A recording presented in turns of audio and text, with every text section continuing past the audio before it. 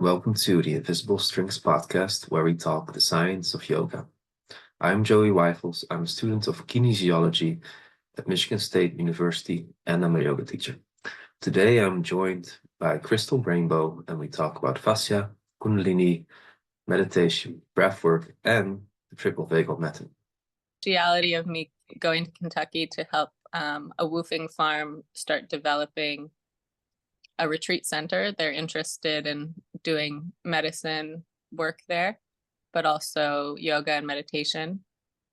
And I'm envisioning a silent meditation retreat that I would like to lead that's rooted in Tibetan Buddhist teachings from a caricature named Garib Dorje. There's a very inspiring, just like mind-blowing book that's called The Gospel of Garib Dorje. It's like The Gospel of Garib Dorje, the highest secret teachings of Tibetan Buddhism or something is the name. And it just, for me, delivered the non-dual teaching so directly and without question that I was able to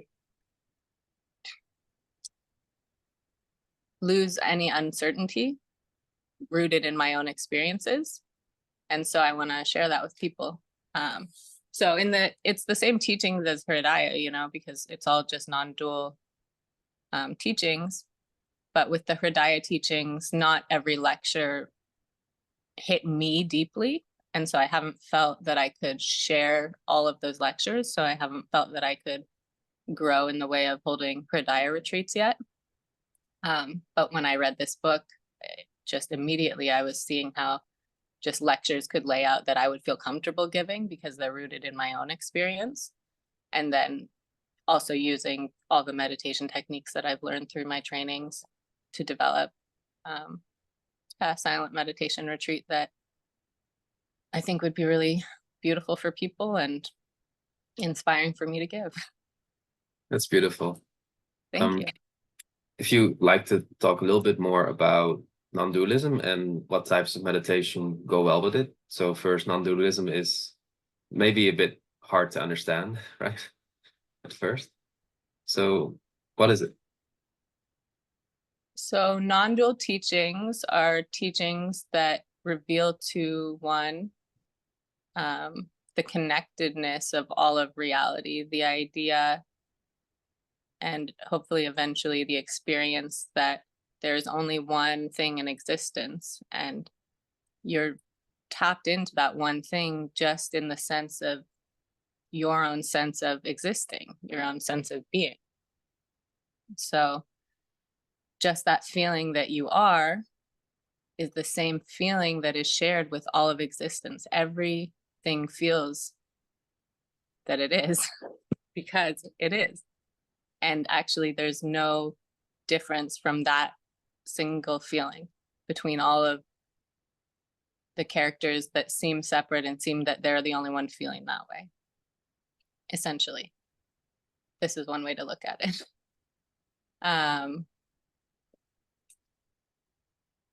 So dualism would be there is separation between yourself and the powers or the some other thing, some god, and monism would be sorry. Yeah, no, I mean, I'll say yes to what you're saying, and even each other, and even the tree over there, and even the earth. But I mean, this to me is a good way of looking at it, or a way that maybe will help people understand what I'm meaning. We humans exist, right? We think that we are just ourselves and we walk around doing human things. And we're on this earth, but actually we are this earth. We are part of it. The earth grew us just like it grows a tree. And it's more confusing for us because trees are attached right to the earth. So it's easy to be like, that tree, it came right there from the earth. And humans are, disconnected from our physical being, from the physical being of the earth. So it's easier for us to think that we aren't part of the earth, but we are. We're just like, boop, a fruit that she grew. And so in that sense, we are the earth. And we can even, I don't know, that's getting really out there, but we can tap into the consciousness of the earth through intention, through becoming very subtle in our idea of ourself, through letting go or dissolving our so strong mental sense of identity of really only being this body, and just allowing our awareness to expand into, and there are practices like this, so this can go into your second question of meditation practices that are related to non-dualism. One can sit in front of a tree, for instance, and feel that sense of being, feel that sense of me-ness, of I amness, and then you can look at the tree and you can project your awareness into the tree through your intention. And so it can start out just looking like you're becoming very aware of the subtleties of the tree, the texture of the bark, and you start opening to the feeling of this tree. And at some point, it stops being a separate entity that you're trying to understand or connect with, and it just feels the same way as feeling into your own fingertips feels. Like if I'm in my body and I'm sitting here and I'm stuck in my head a lot of the time, it maybe takes some effort to feel my fingertips, and they even feel different from my head. And so it's that same kind of mechanism that you would use to concentrate on the feeling of your hands. You can actually do that and concentrate on to the feeling of an external seeming being, like a tree or a plant or a dog or a person. And as you become more sensitive through the effort, which is hopefully not like a strong effort, but just a relaxing, and this will help you, this will start opening you up to what I'm talking about, this feeling of non-dualism, this feeling of no separation, because you can only ever know your consciousness, and then your consciousness just begins to expand as you let go of the limits that have been created for us due to our mental mechanisms, or due to like societal structuring for our safety. Right. So are you, when you're aware of what that tree feels, or the being of I am a tree, are you still also crystal and you're everything? Or It can be both, and it can be that you lose yourself. You see people who have gone into like quite mental situations where they don't have the capacity to maintain both of these ways of being at once because they haven't grounded or stabilized. But when one is very stable in that non-dual expanded awareness, they can also stay grounded within a singular being and interact as though they are just that singular being from the perspective of the other beings, which aren't really other. So it's all of these options can happen. One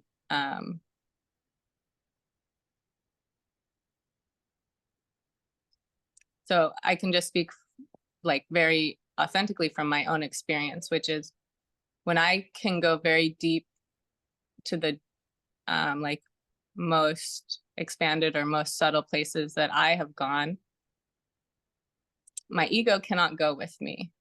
So I can be in this completely expanded awareness, and I can still feel my tendencies, and they're like at a distance. And the more I go this way, the more I have to let go of this persona that is my ego. And it's essentially a stillness. So the stillness becomes more present for me than the movement of my personality. But my personality isn't gone, it's there, just over there. And it's given me the tools to see, like, okay, this is where I'm at on my spiritual journey. And that's the direction to go to keep expanding or deepening, depending on how one is perceiving it. Because from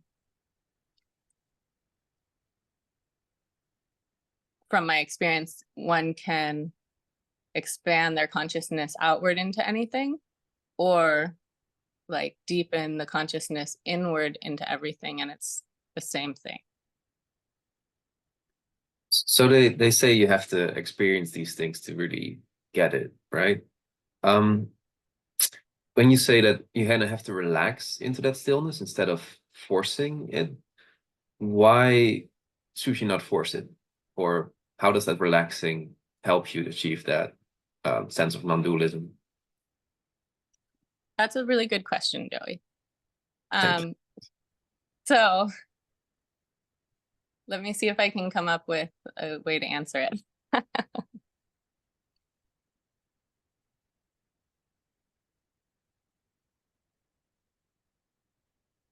So the truth is, it's like this. The place that we're talking about is always there. And it doesn't, in a certain way, it doesn't really matter if you are aware of it or not, because it's there. And you are doing that. And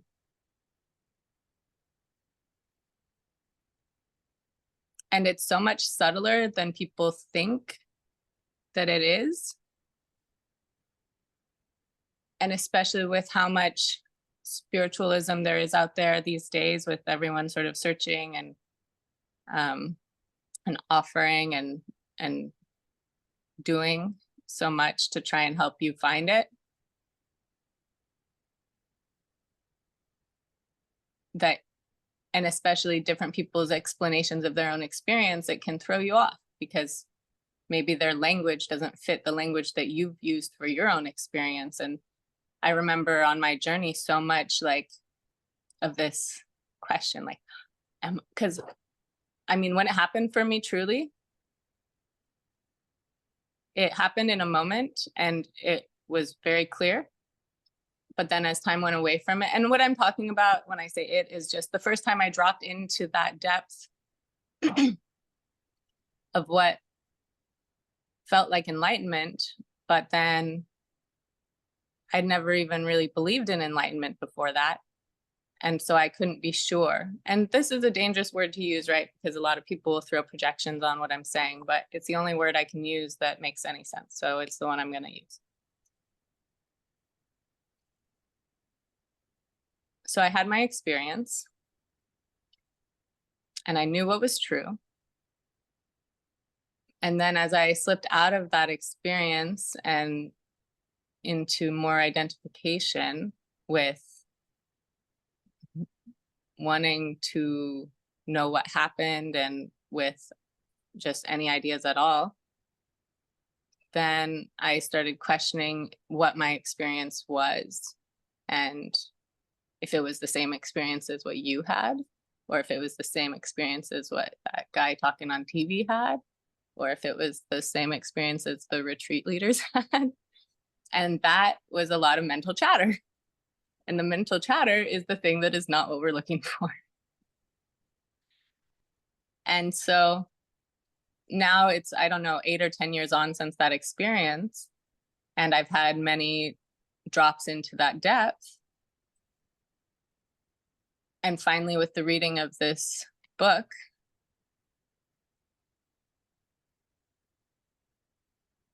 it gave me the clarity to stop wondering what it was that I was looking for, to just rest in the knowing of that experience.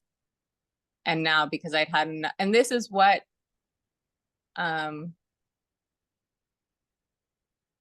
ultimately going to spiritual teachers, reading spiritual books from people who have completely grounded into this experience that we're talking about is helpful for, because they can emit to you the depth of that stillness to give you that initial experience. But all you need is one time of having this experience, and then you're on your job of just resting in that place. And that is the really fun time. Because once you have the one moment of it and you know it and you trust it, then it is there all the time. And it's something accessible to every single person all the time. They just need to have an experience and trust that, like, oh, this is that experience. Why would someone want that experience? And that might be a weird question, even, especially because your ego cannot remember it or know it's the right experience. Or like, what's the motivation if, as you achieve it, there's no longer something to have that motivation to do it? Which, yeah. I mean, I can't speak for all the beings, except for I can speak for all the beings. For me, so there's this saying in Tibetan Buddhism, in Dzogchen, that is, samsara and nirvana are the same. There's no difference between samsara and nirvana. Do you know what samsara and nirvana are? I thought they were the same. They are both enlightenment, or no, samsara is the dualistic suffering when you are in the creation within the illusion, identifying as illused. That karmic cycle of samsara, is that? So when one is in samsara, they perceive themselves as being stuck in karma and being reborn and da da da da da. So the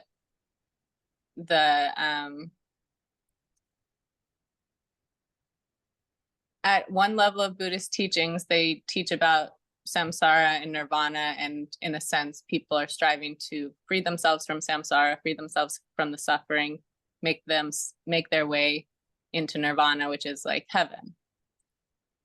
And in reality, samsara and nirvana are not separate places or things.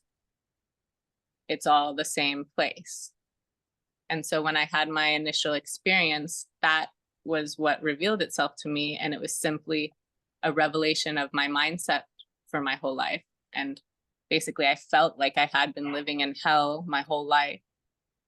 And this can be perceived as the accumulations of the memories that I held on to were the memories of suffering, in order for me to try and be safe or learn or figure things out or whatnot.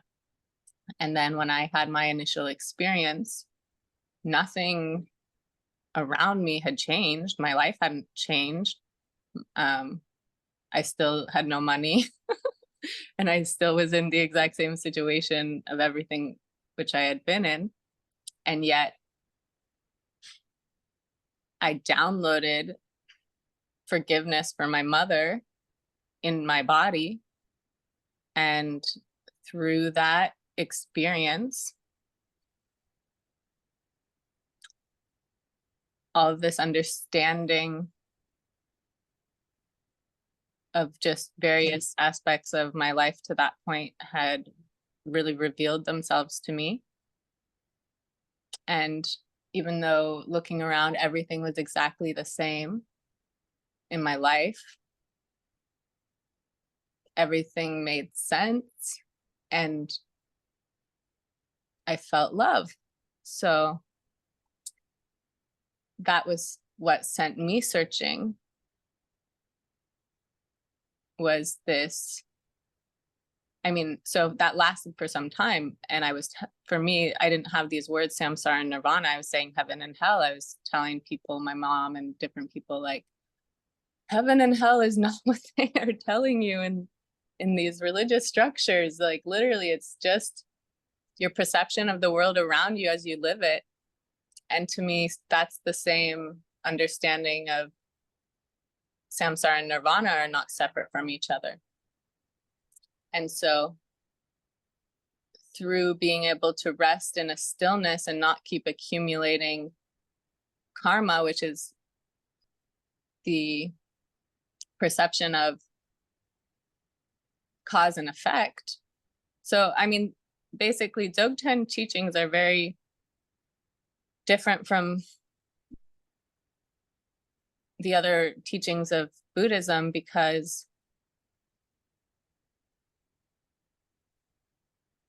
they really strip away all moralistic view, all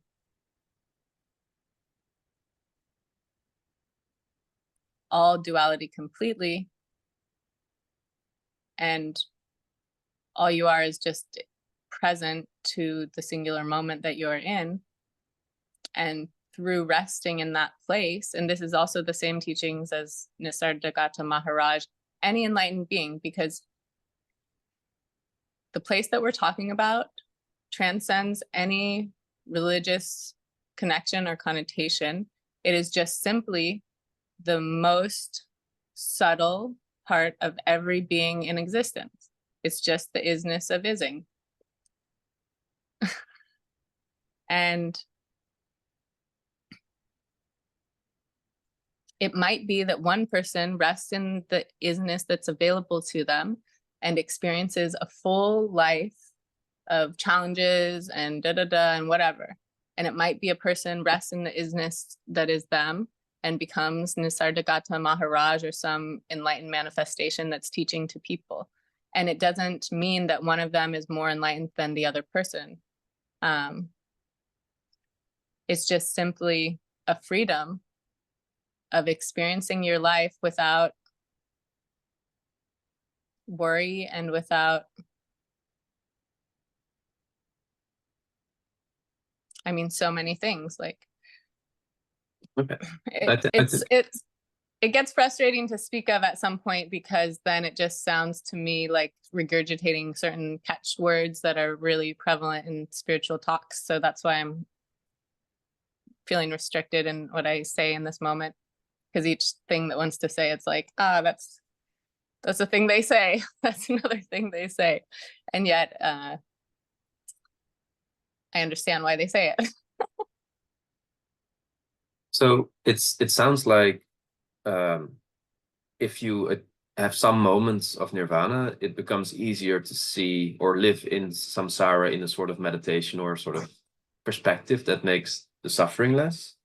But you do need to have multiple moments of nirvana to kind of maintain that sense. Is that correct? I don't think that we can say anything cut and dry for every being's experience. That's been my experience. So you teach meditation to get people to experience that, right? So what types of meditation have helped you or helped your students?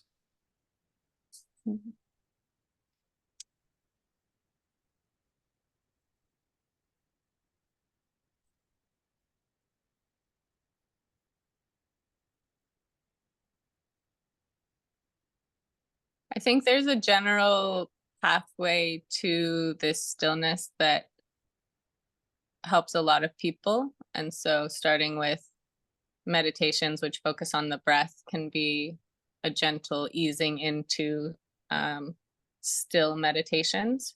I guess for myself, I really love to sit and be in stillness. And that's what I do like to teach a lot. And that's not the most helpful type of meditation for every being. Some people really need to be moving. And so walking meditations can be very helpful, or just mindfulness while performing activities. And that can still be connected with the breath. So if one person's temperament is very active and they do a lot of sports or climbing or dishes, just taking and focusing out of the chatter of the mind into either sensations while they're doing whatever they're doing or the breath while they're doing whatever they're doing can be just the same as sitting in meditation and also following the breath. A lot of teachers do talk about slowing down, and it can be helpful for staying in that still place if you slow down, but it's even not really necessary. That's why I just so deeply adore the teachings of Garib Dorje, because they just show you that you don't need to follow any path. You just need to have an experience of the stillness and then rest in it every time that you can remember, whatever you're doing. Okay, so why does the breath especially help, and why does so the breath is something that I've experienced relaxes me and my body, and I do notice that I cannot just sit, meditate, and stop thinking about stuff. I need to like have a few moments of just focusing on the sensations of either my breath or my heart or just anything. Why would that matter? Or Well, I think it's connected with your physical system. So your breath gives you a lot of information about the state of your nervous system, as does your heart rate. And so, I mean, there's a couple different components from my experience related to this, but one of them is what I'm sharing now, which is the connection with your nervous system. And so the rate of your breathing, the depth of your breathing, is relaying information from your body to your brain and from your brain to your body about states of safety around you, about agitation within yourself.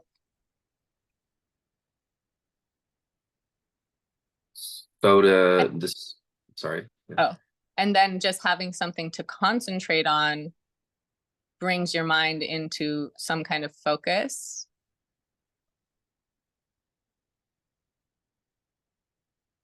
So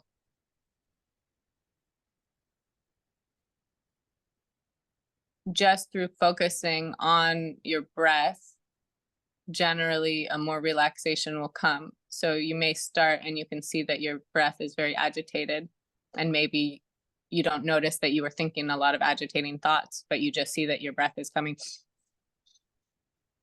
like irregular, staccato. And just by focusing on it, now your mind isn't thinking the agitating things it may have been thinking. Your breath then receives that message. We're not in danger. We're not in this stressful place my mind was telling me that we were. It slows down on its own. But another fun experience that I've had is sometimes when we're doing these meditations that you're talking about, we try and force our breath to slow down, and we go and we focus on our breath, and we maybe count some counts, and these can be good too because it's regulating the system, but it's from a controlled place, from our sense of mind. But I have a lot of fun just watching my breath do whatever it will do without trying to make it do anything. And sometimes it just starts racing on its own, or it doesn't always just slow down and become relaxed. And this, to me, is really fun relating to that stillness place, because I just let go of control of the breathing. Like, I am not the breather came through really strong one time when I was in meditation, where I was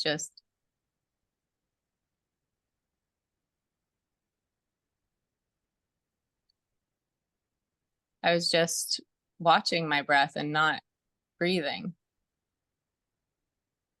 And it just kept going.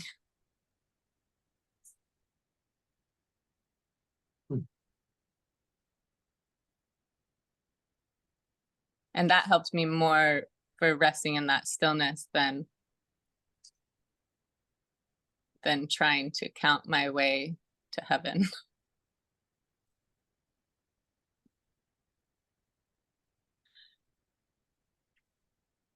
Did that answer your question well? Yeah, it's hard to understand. I think you answered well how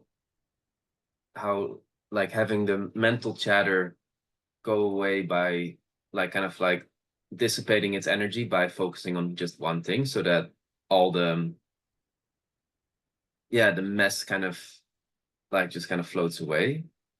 And then it makes sense that by tapping into what you're with the breath, because it's so close, regulating your physical as well as the connection with your mind, right? Like just try and not breathe for a few minutes. It's gonna agitate your mind a lot. And like controlling either with your mind or by observing to see what's happening, your mind gets still. And then because the breathing is going a certain way, the body is in a different state of sympathetic activation, or you're at least aware of that.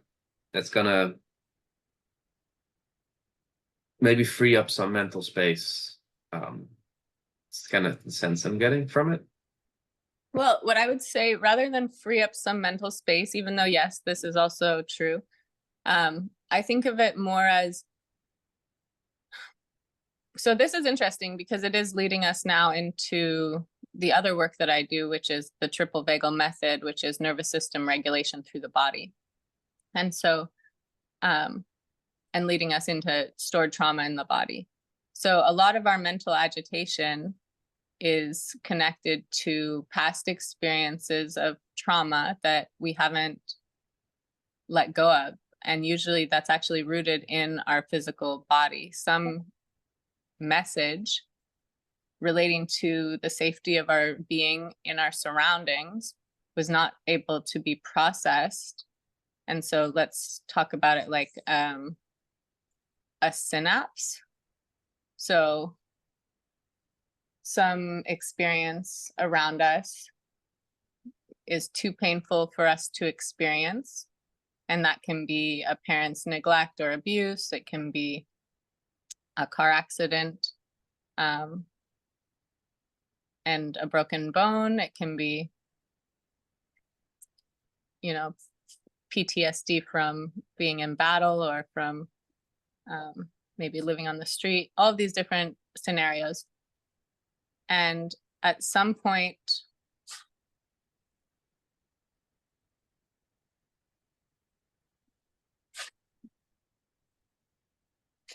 an experience overwhelms our capacity to feel that experience. So and yeah, go ahead. The trauma here is also karma, but then major forms of karma. Well, how I would relate that to karma would be that for some reason, either through past lives or,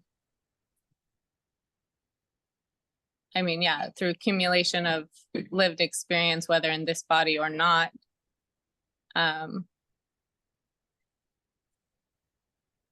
you still want to relive some experience to learn something from it, to make sense of it in some way. And this is also what's happening with pain stored in the body, right? With where we're getting to with the mental chatter, which is some synapse hasn't fired through. And so you got part of a message and you didn't get the complete message. And the mind is like always on the search out for the kind of completion of that message. And so if we can, and you can do this through yoga, you can do this through meditation, even like Vipassana meditation, where you're becoming very still and feeling every place in your body, and then becoming aware of places where, oh, I don't have sensation there. And then you recreate that neurological connection through that intention. And then that synapse is able to move through, and then you don't need to be thinking this same thought that is related to the not having access to that place in your body, because now you have access, the message is going through, and there's no need to be sort of mentally searching for the danger or the resolution. And that's how it's also connected with the karmic experience. So one experiences some sort of trauma, danger, and they at the time they don't know how to deal with it or how to stay safe in it. So there's a question left for the brain or the mind, and the synapse or the connection, it gets stuck somehow because there's too much inhibition on what to feel. Or the way that my teacher Maj explains it is that your reptilian brain thinks that you're going to die and says, no, if I feel that feeling, if I have that experience, I cannot live through it. So I'm not going to have that experience. That synapse is not, nope, rejected. So it's sort of as simple as that. And then the experience of allowing it to move through is the recognition that, oh, I'm not in that experience anymore, clearly. And I can feel that feeling that I was not allowing myself to feel for fear I would die because I'm safe and I will live through it. And it will be painful, or it may be very painful, but I successfully survived it. So it's a disconnect between one part of your being recognizing that you made it through that experience, that moment, and the other part being in denial of that and thinking, no, there's no way I can have that experience and live. So we don't have that experience. So it almost sounds to me, given what I know of triple vagal method, is that your sympathetic nervous system would have been so much activated that it could not fully process that that experience, because it would just overload your physical body and it wouldn't be able to handle it. And then some other part, either the ventral pathway of the parasympathetic nervous system would put a block on dorsal, sorry. So that's vagal theory, right?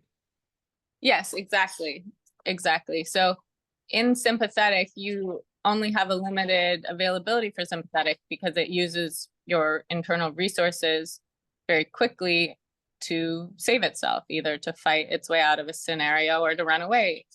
And so as soon as you are out of those resources, or your reptilian brain believes that you will not survive it, and so there's no point wasting those resources on running away, then you can switch into dorsal, which is another expression of the parasympathetic part of the nervous system. However, it is allocating all of your internal resources to numb you out, to disconnect you from your body so that you don't feel the pain that is coming. And so just imagine the resources that you need for self-healing, for your body to regenerate its cells and to like gain muscle, grow strength, just any kind of bodily healing takes cellular nutrition. But if you need instead to be being very, so, and in that sense, you want to be very sensitive, you want to, like, all of your nutrition is going in your being to helping you be a refined tool for perceiving the world around you and interacting with it. Or when you're in dorsal, all of those same resources are being inverted to numb you out, protect you, keep you feeling as comfortable as you can while you die, basically. Which both are good. These are both really positive expressions that help you in your life in various ways. But you don't want to be stuck in one all the time. If you are in a super dangerous situation where you're in excruciating pain, you don't want to be highly sensitive, experiencing every nuance of that pain, probably. And if you are, you know, in the other situation, I completely got lost right now. That's okay. I can sort of what I got from it is we have this ventral side of the parasympathetic, of the ventral autonomic, then they have the sympathetic, and then we have the dorsal autonomic, or the dorsal vagal. So they're all three expressions are part of the autonomic nervous system. Yes. And it's sympathetic and parasympathetic.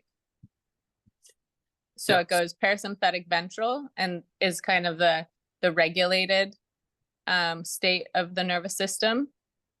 A threat is introduced and you might raise into sympathetic, and then that threat is persistent or overwhelming. So if it lasts too long, or if it's too much, or too much too soon, then went over your threshold, now in dorsal, which is the other parasympathetic expression, and they can appear kind of similar to an untrained eye, but you'll be able to notice things about the way someone can make eye contact when they're in parasympathetic versus ventral. I mean, sorry, dorsal versus ventral, or the breathing will be like deep and relaxed in ventral, and it can seem that way in dorsal as well, but it will be more controlled and more stilted. And another way that I can explain this being in dorsal is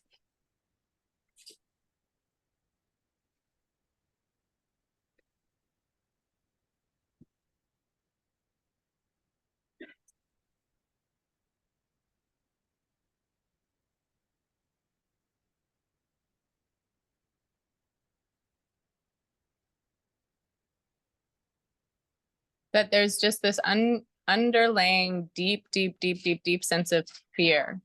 And so all of one's interactions start having this flavor of fear or of self-protection. So like when someone is very defensive and you're just having a conversation with them and maybe joking around, but maybe they're only able to take things very literally. There's an inflexibility in their mental functioning. I feel like it makes a lot of sense that the body would, once it's in too much sympathetic and it cannot run, that it would conserve energy in the case that in the future it might still be able to run.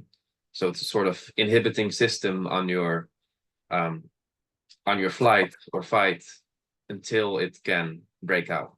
So that evolutionarily it makes a lot of sense. You call it inflexible in that dorsal state, and I find that interesting because I have noticed that my muscle tension and my breathing, you're saying something with the eyes as well, is indicating this state of which side of the parasympathetic system I'm on. So, and you're saying I, as a practitioner of triple vagal method, I can recognize that. Why are these physiological signs there? And yeah, why are they there? What do you think? Well, I would say it's just related to that allocation of the resources. You don't necessarily need a lot of flexibility when you're just preparing to die. Mm-hmm. So those resources are instead being used to provide the type of chemicals for you to feel kind of soothed and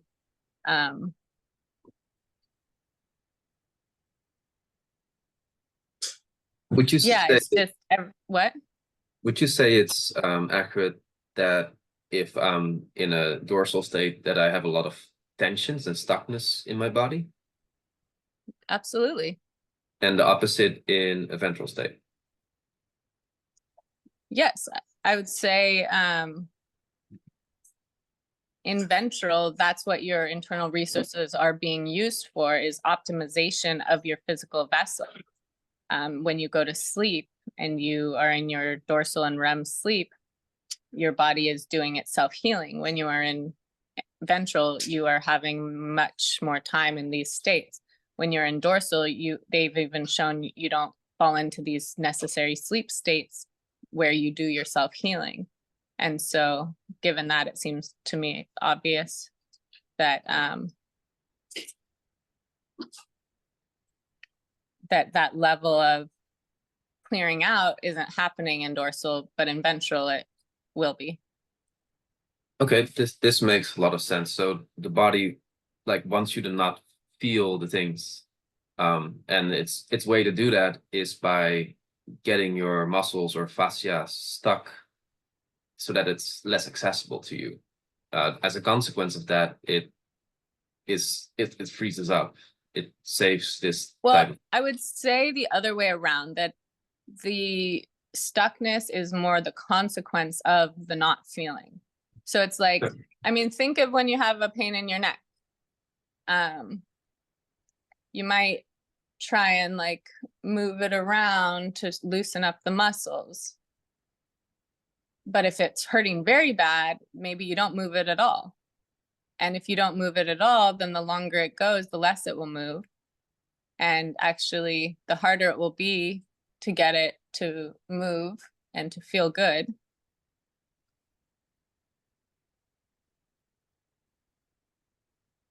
So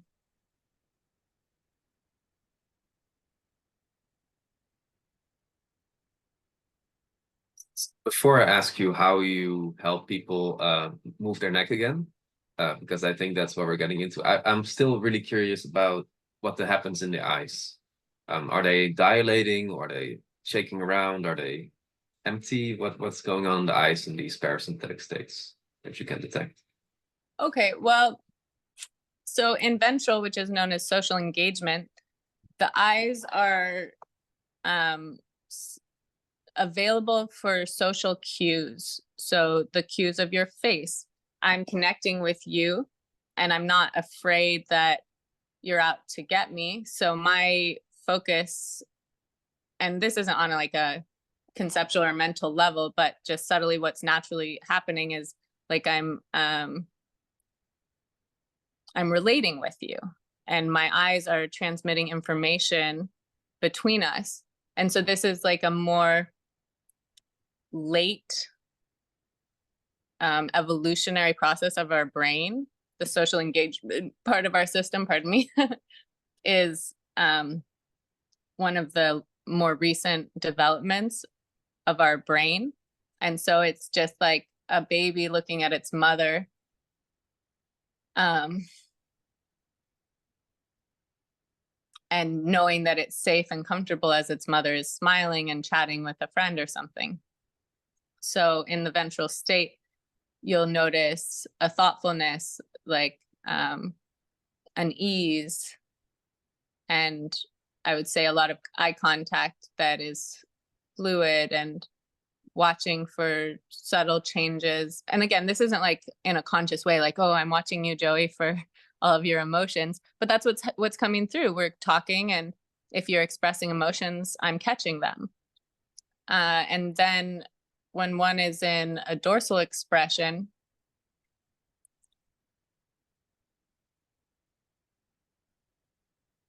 the focus can be less present. So maybe even the eye contact is there, they're looking in the right direction, but they're not receiving the information of your expressions. And in sympathetic, of course, they're scanning the environment for danger, checking out, and possibly misunderstanding the expressions of another person. There's been a lot of research done around this that shows when people are in sympathetic, they misperceive neutral facial expressions as threatening facial expressions, whereas in ventral, they perceive those neutral facial expressions as friendly or neutral. Interesting. It reminds me of autism research that says that they have apparently less ability to recognize facial expressions. Oh, interesting. Yeah, I haven't read much about that, but it does sound familiar. Mm-hmm. That's very interesting. How do you help people with? I'm assuming getting them out of their dorsal state into the ventral state. Mm-hmm. So I use a method or a modality that's called the triple vagal method. And it's working with hands-on, varying amounts of pressure on the body in points that are mainly connected with the vagus nerve, working with the fascia or through the fascia. So because I'm touching the body, I'm trained to feel variations in the fascia, and the fascia is the connective tissue of the whole being. So there's just beautiful work and understanding coming out around fascia in the last 10 years or so.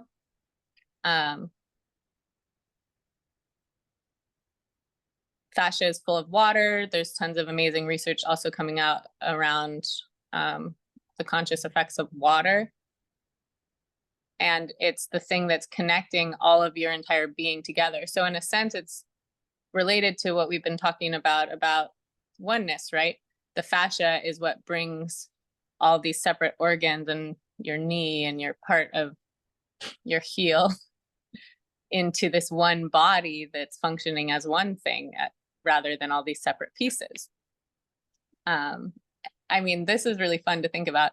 And water, there's this amazing woman named Veda Austin, who you can look up her work. I don't know if you know it, but she's been taking that Japanese fellow's work to the next level around consciousness with water, and just showing that water responds clearly and even preemptively to intention. So taking this information into body work with my hands, understanding that fascia is mostly made up of water, coming with healing intention, and then also understanding the way that the nervous system is connected to, or the way that the vagus nerve is connected to the nervous system for regulation. Basically, I coax your body into states of relaxation, states of safety through the release of oxytocin, which is related to understanding how much pressure is needed based on what I'm reading from your fascia in order to get your body to release the oxytocin.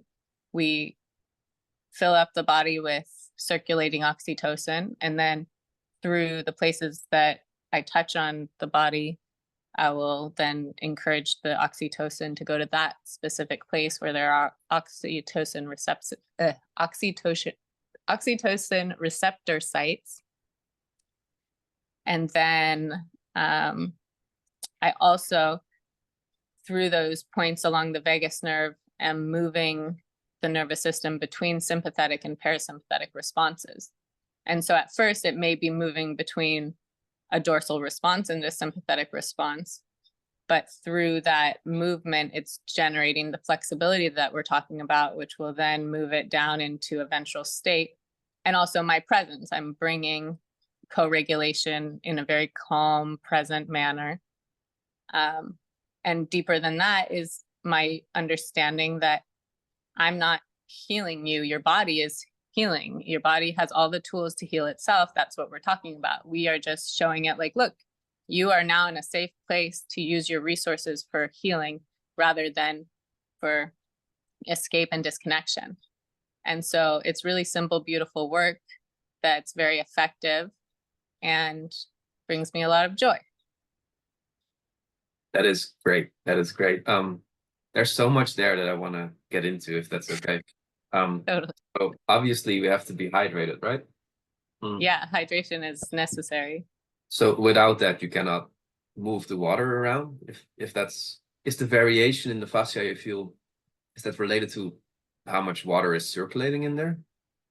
Well, dehydration will just definitely make things more stuck, right? Think of it's like gummy. It's like if you didn't oil your machine, then it stops moving fluidly and starts.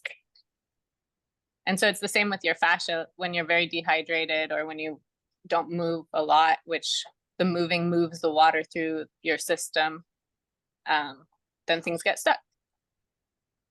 So is that stuckness what you feel in, like when you're detecting the variations in the fascia, what do you feel, or is it might be more intuitive? How do you feel someone's hidden sensations that they're not accessing in those spots? And how do you then decide on the pressure that you need to use? So I'm getting feedback from my client's body, which is related to the pushback in their fascia. So if I'm touching you and I'm going at a steady, fairly slow pace, I'll sink a certain depth into the skin and fascia and no more. And maybe I'll go like this on it and I'll notice a certain level or absence of bounciness. So what I'm looking for is to rest right on the edge of that bounciness, that pushback. And that's the sweet spot for getting oxytocin to release.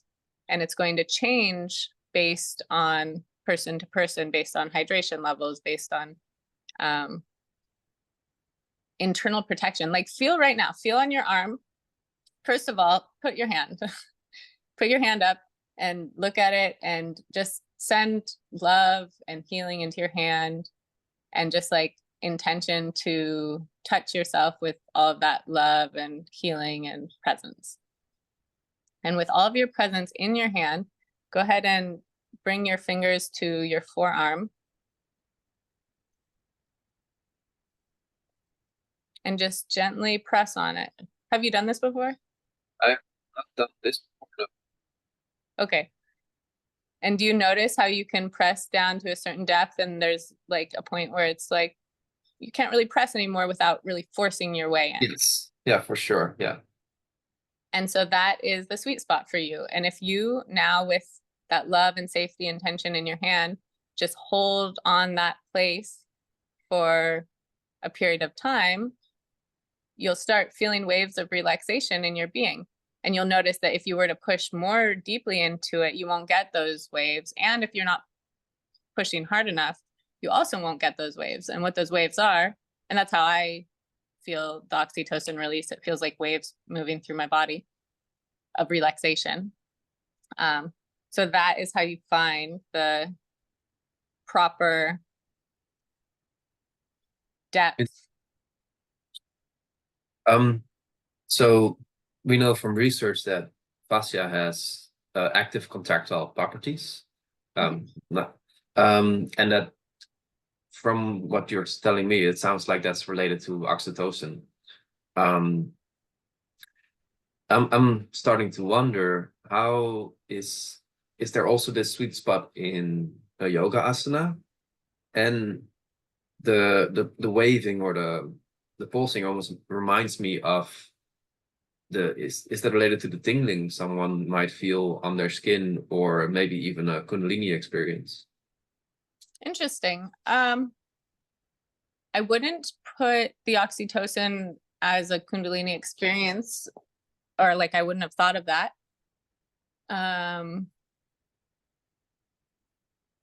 It is possible. I guess I think of the Kundalini experience as potentially being related to the spinal fluid and to some kind of activation happening within the spinal fluid, like neurologic messages flowing through there. And also, I don't think that it's 100% transferable, like the subtle body to the physical body. I believe there are correlations, but I don't think that it's a 100% like, oh, this is that. I think that there is layers of the body that are not directly associated as the physical components, but that can totally be wrong. Like the Kundalini is one of those experiences I've had in meditation that makes me, there should be a science on this. Like I'm having physical reactions here. And I do want to say that fascia is very concentrated in the lower part of the back, and the back of the back and the spine. And yeah, that might be related to the fluids that are happening in there, but maybe those waves are detected by the fluid or influence the water that's definitely. And Joey, I don't know much about this, so what you're saying, and with your own personal experience and intuition, I would say don't count it off. But have you experienced or the tingling sense, because you're saying you can feel those waves. How do they feel? Is that, do you think that's that tingling, or? Okay, so for me,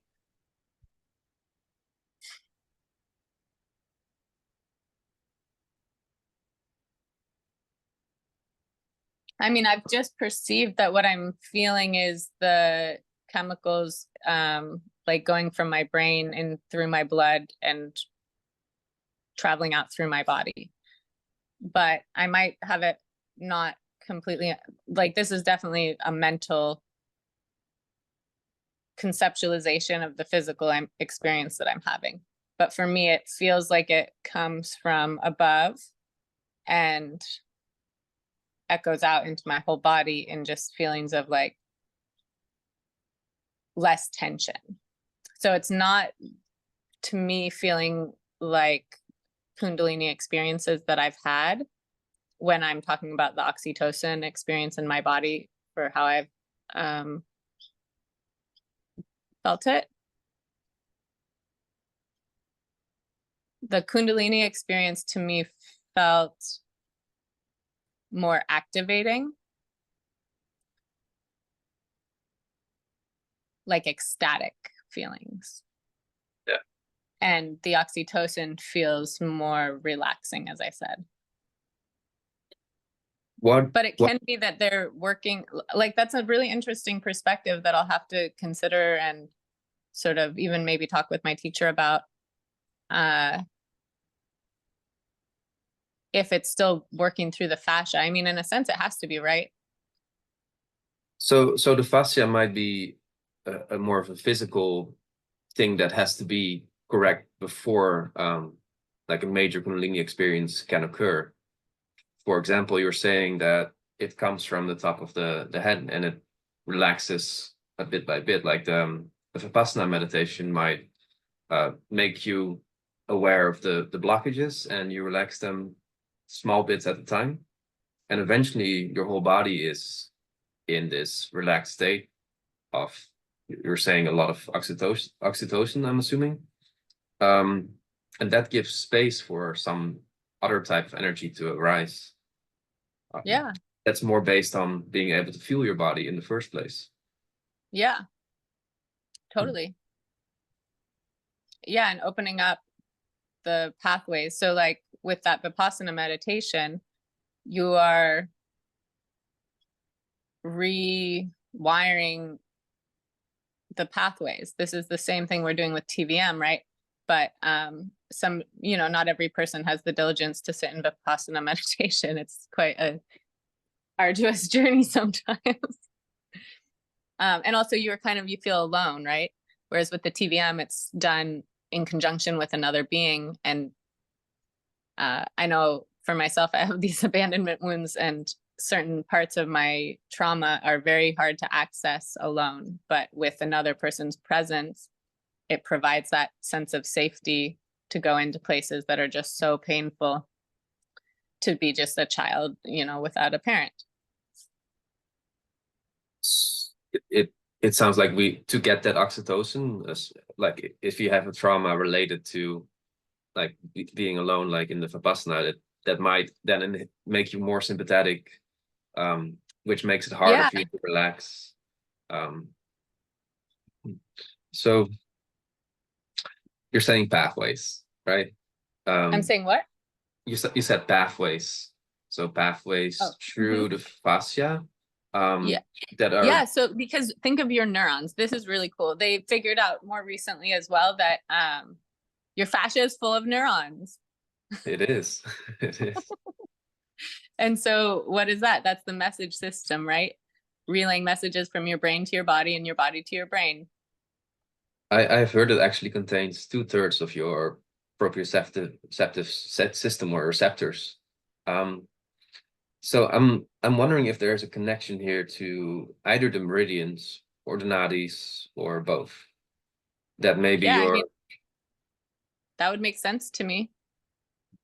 That I can't say I'm not studied in Chinese medicine, and as far as the nadis go, the way that it's been taught since ancient times is that there's these physical correlations, but it's not this thing is that thing. And yet it can be a difference of language, right? That they didn't have the language in the past or the scientific method to see so physically the way that we do, you know. All of this in ancient times was being seen through yogic vision. So people who had opened themselves up so deeply to these spiritual experiences that they could see in their mind's eye the entire inner workings of the being, versus us now where we're using scientific implements to get those same kind of views. And it may be that we're still on track to refine that into specific matches, or it can be that there is this subtle other realm or dimension. I don't know.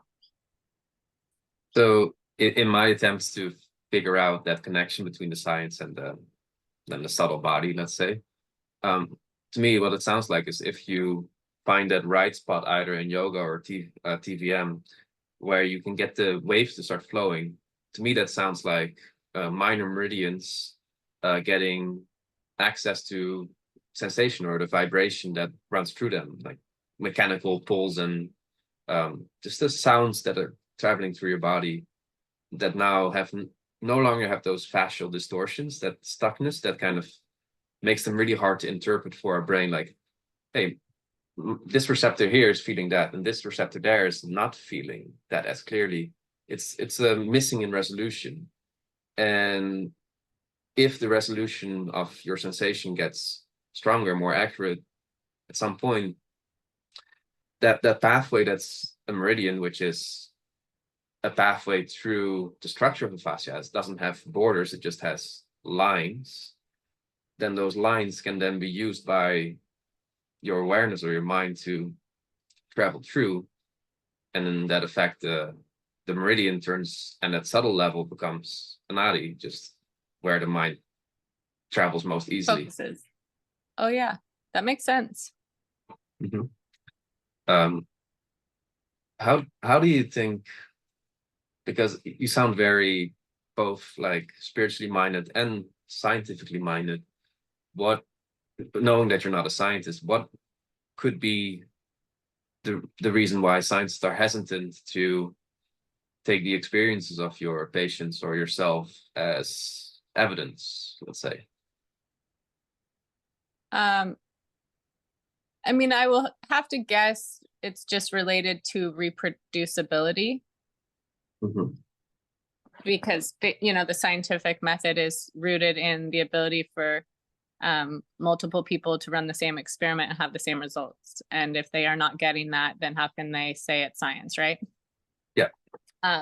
Whereas with this spiritual work, every single person is different. Every path is different. No one is going to make it to that stillness in the exact same way as another being. So it's kind of like the opposite of science, right? In a certain way.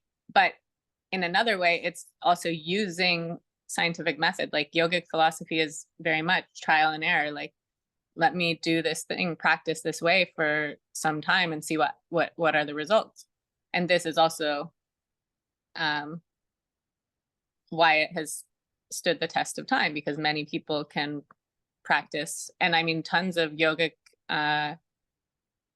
practices have been studied scientifically and produced incredible information as well as incredible results.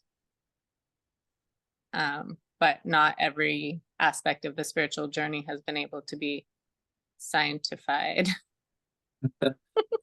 Yeah, I completely agree with that. The replication is necessary for science to work well.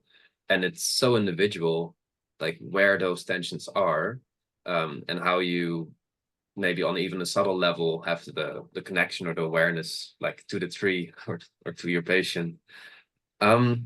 So that way it's really hard to put a number on it, and then the statistics don't work out, which is unfortunate. But I think science will eventually realize that its methods has its limits or needs to be rethought.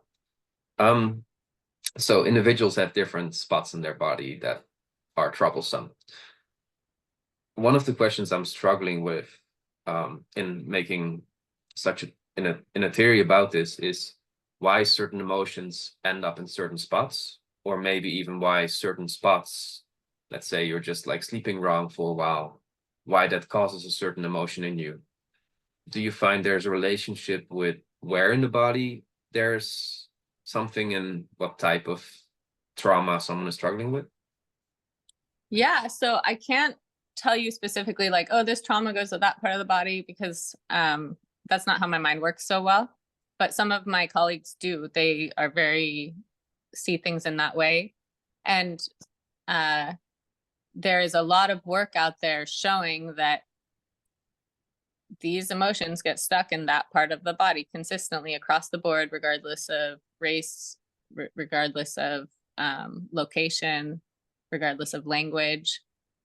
So there is some science behind this, which I think will grow in understanding as it's being researched around just the specific, like we know that certain, or like your organ, your liver is known to be the organ that which holds anger.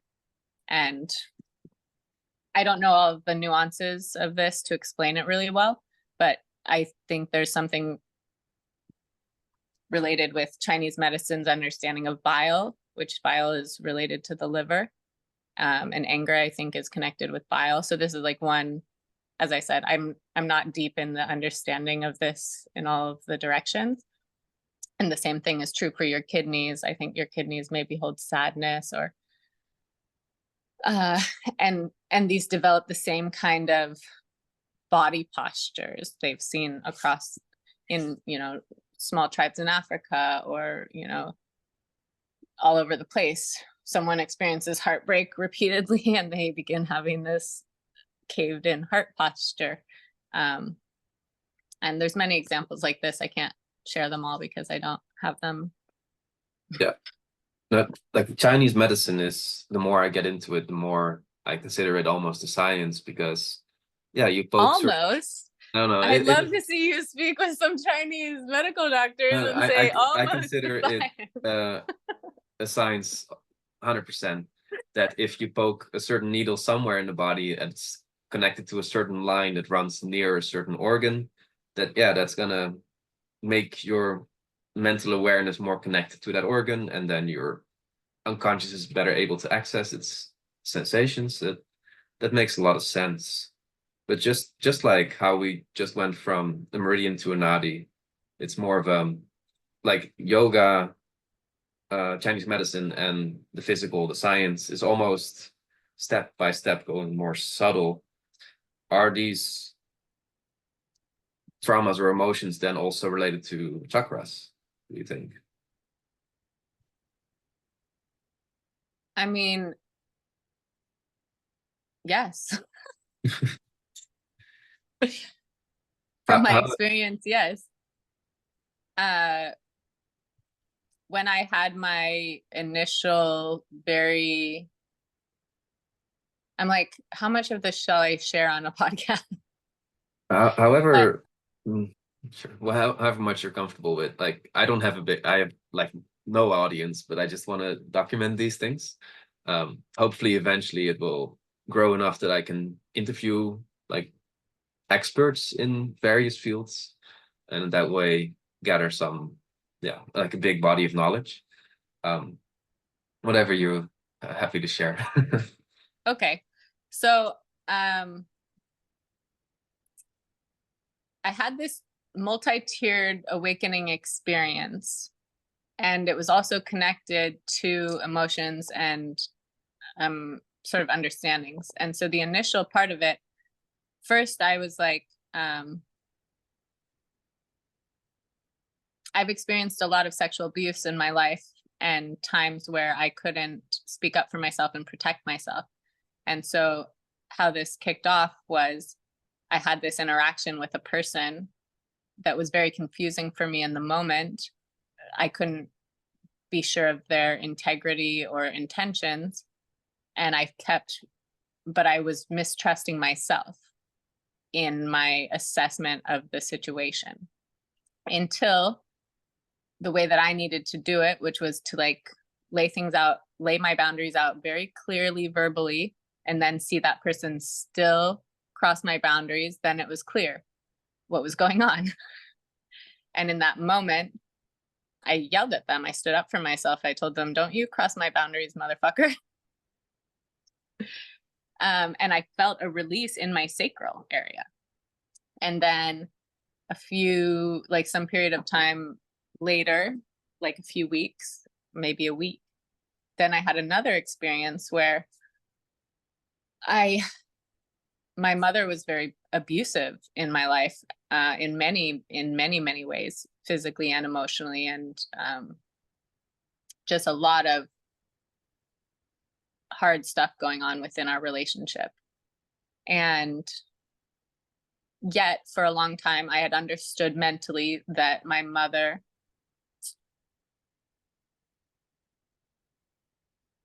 was just reliving out things that had happened to her, that it wasn't really her fault in a certain sense, that she was kind of like replaying all these traumas she had experienced.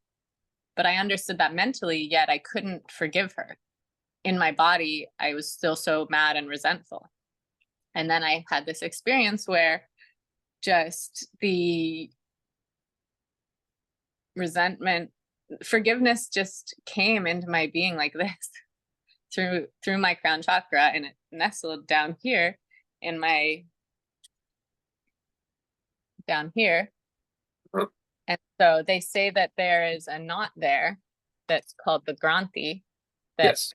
until you resolve this granthi, the energy can't move up into your heart. And so that was my experience, was that this download of forgiveness for my mother released that granthi. And you know what it felt exactly like? Was relief. So that granthi, for weeks, it was emanating this feeling of relief. Like, for a minute, close your eyes and imagine that you're really afraid something is going to happen. Yes. And then imagine it doesn't happen. And you know that feeling of relief that comes when like something you're so scared of will happen, doesn't happen. Imagine having that for 2 weeks, just emanating like that. It was amazing. It felt so good.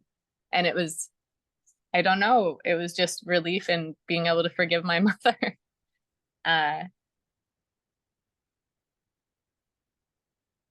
And since then, many experiences that definitely connect the chakras to emotional experiences.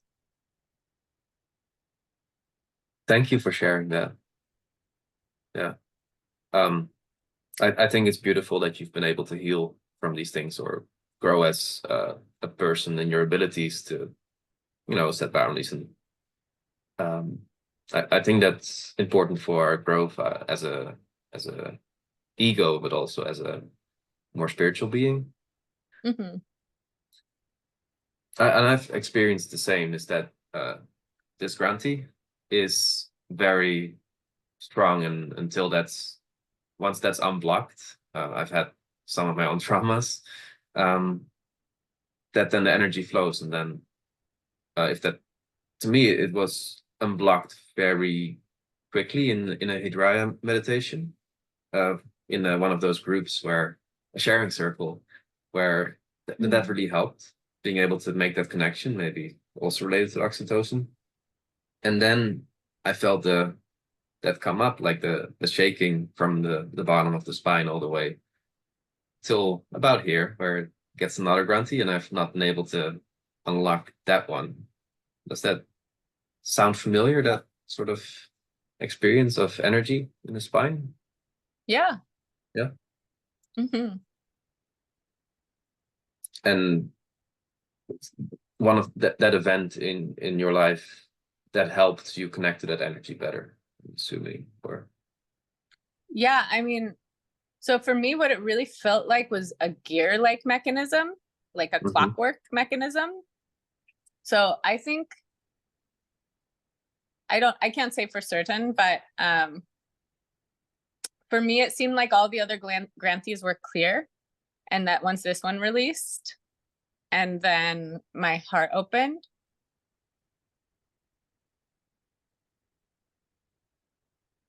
there weren't any more blocks.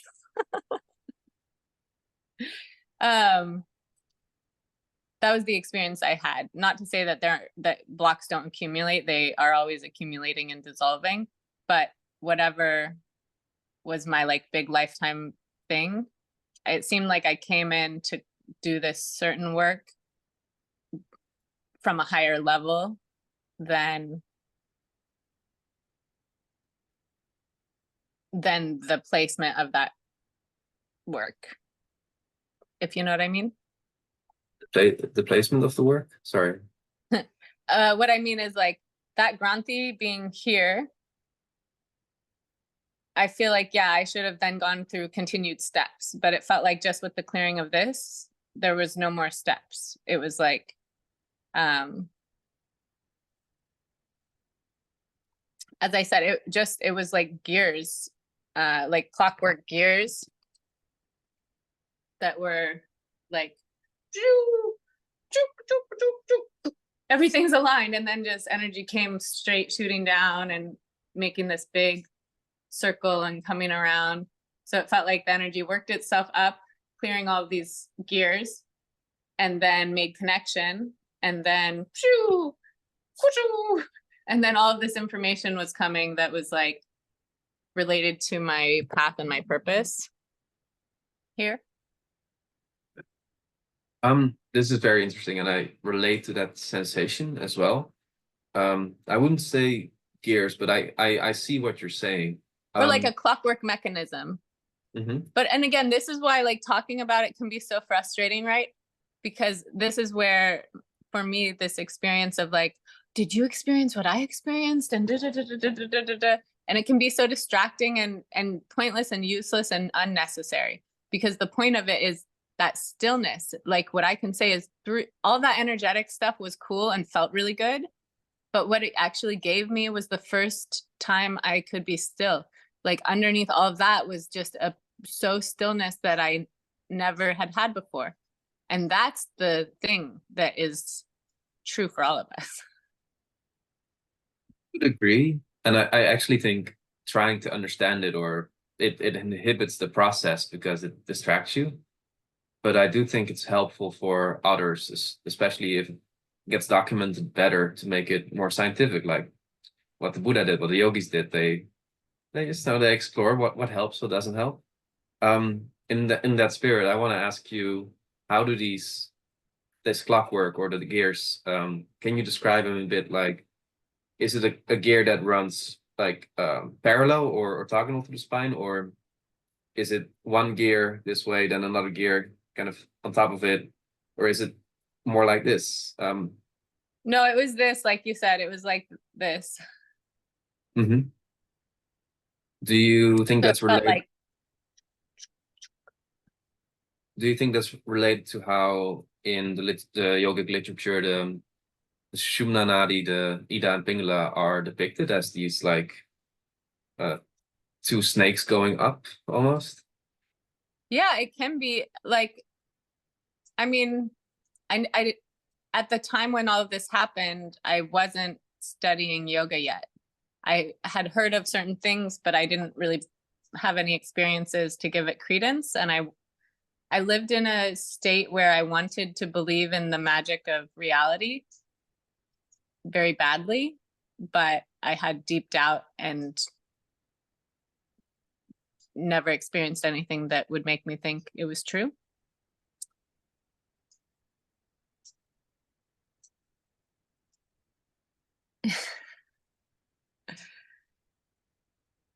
So I'm sorry, repeat your question again. Oh, if you can relate it to the yogic literature, you're in hindsight, what you experienced is fitting. To me, it didn't feel like Ida and Pingala, to be honest. What it felt like was a gear mechanism. Like it felt like a clockwork, like the inside of a clock. And it was like each part clicked into place. And then once it clicked into place, the energy moved freely up and then freely down and around and through. Yes, the around and through, that I've experienced that as well. But the way I've experienced it like not invalidating yours and just maybe trying to connect the perceptions of it, is that it was more like this, like circling around the Sushumna channel, and that I could, as an aperture, open the channels, and the more I was able to accept and relax, like at those chakra points, the more I was able to open the channel, and how much more likely it was to be for this energy to find its way up, because I'd have to be very much aligned for the energy to be able to find its way out. And what I found was, if I needed to be slightly less aligned, if I could make the aperture bigger, there's a bigger hole for it. And then this energy that came through and was hitting against this blockage, it would have a straighter path, or like an easier way to crawl its way through if the aperture was bigger. And the way I made it bigger was by accepting or relaxing, or yeah. Did you ever try to like talk with that energy and ask, or talk with that block internally? Like, what are you trying to show me? What are you trying to teach me by feeling like this? I think after I sometimes have been able to relate like a past experience in my life to, or something after which I experienced it. I was able to deal with in my life really well after. But at the time, it was more of an intuition that I could, as it was spinning, I could spin it faster to get it to like spin out the blockage, kind of span to the sides more. Just I was able to control the direction and the spin. I don't know how. Yeah. Through intention? I think through intention, yeah. But it's only a state that I've gotten into at Hidharaya after a long time meditation, or in my Vipassana, or during certain like breathwork, holotropic breathwork experiences. Have you done any work on that? Like, I know you've been at Hidharaya, you've done various practices. Unless you want to, because we have very little talked about the breath, honestly. How can breathwork relate to this switching between sympathetic and parasympathetic, and how does the switching, because you mentioned the switching between like having the person move through the stages of tension and relaxation, that somehow that releases it. That was a lot, but I'm sure you can. Yeah. So the vagus nerve is connected with your breathing. The vagus nerve innervates aspects of your lungs, and so the rate of your breathing is sending messages through the vagus nerve to your brain about the states of safety. So different types of breath work are sending various messages to your brain. I don't know exactly all the science behind how like holotropic breathing works or the other types of breath work, but I do know from physical experience working with them that it's very profound. And then I know through my training of TVM that the same way that those breath works are working, or the way that those different breath works are working, and the reason those types of results are coming is related to the connection with the vagus nerve. My phone is actually going to die soon. Let me check what time it is. It's 10. Oh, I feel like we've been on this call a little while. Yeah, it was very interesting. And I definitely would love to do this again once I kind of settled my mind into like processing all these. Yeah. I would love to do it again, Joey. It's really fun. I have one other friend who we're doing some stuff like this where we just recognize like whenever we talk, we have these really great conversations. Let's record them and make a podcast sometime. So I would love to do that with you too, because yeah, it's nice to hear more about your experiences. I think that they've grown since we saw each other last. Like maybe you've had more experiences than, or maybe you're just sharing with me more than you had before. So that's cool. Maybe a little bit of both. Yeah. But yeah, thank you for sharing, and thank you. Is it okay if I post this online in its Yeah. form? Yeah. Yep, that's Okay. fine with me. Just delete any weird comments. Just kidding. Yeah, I mean, it's all a learning experience, but all we can do is chat in integrity, and if it helps anyone, great.